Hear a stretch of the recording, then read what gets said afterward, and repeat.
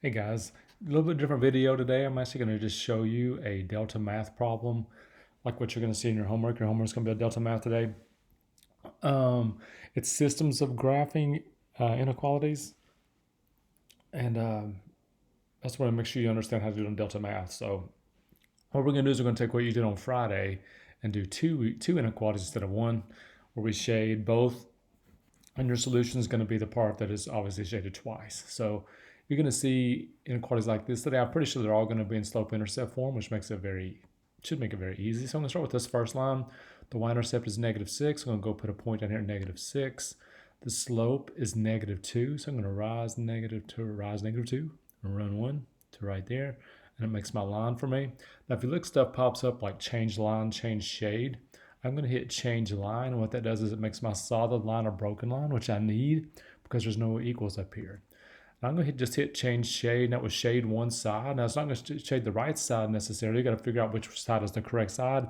Remember, we're going to use 0, 0 when we can, which means that's going to be a 0 there. The x is gone because there's a 0. That just leaves a -6. You ask yourself, is 0 less than -6? No, it's not. So 0, 0 is not true. So that one is shaded perfectly. That's fine. So I'm going to go to the second line.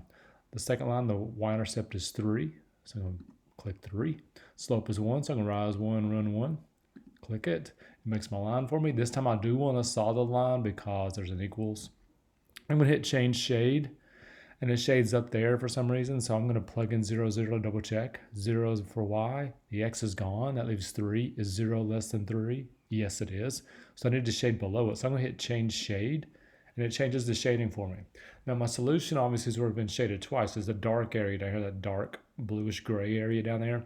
And what they're going to ask you to do before you submit your answer is they want some point, and there's an infinite amount of answers down here. Every point down here solves that system. I mean, everything that's in the dark blue area down here solves it. They just want you to pick one. So you can pick any point down here you want.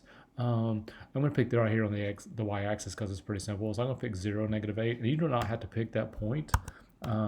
You can pick, -5, -7 if you want to. It doesn't matter. It's going to give you credit no matter what. So I'm going to hit submit.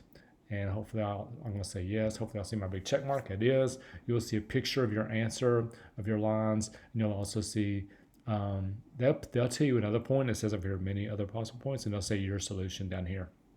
And guys, that's all we got to do. So I thought about making you do these by hand today, but then once I saw this on Delta Math, you're doing the same skills, only it's really prettier than what you'd probably draw. No offense there, but it has different colors for you, and also helps you to understand that every single point in that shaded area is a solution to that system. So hopefully that is good enough for you. Watch this as much as you need to. It's only one problem. I think I gave you 5 or 6 of these today, and they're all just like that. So remember, use the point 0, 0 when you can.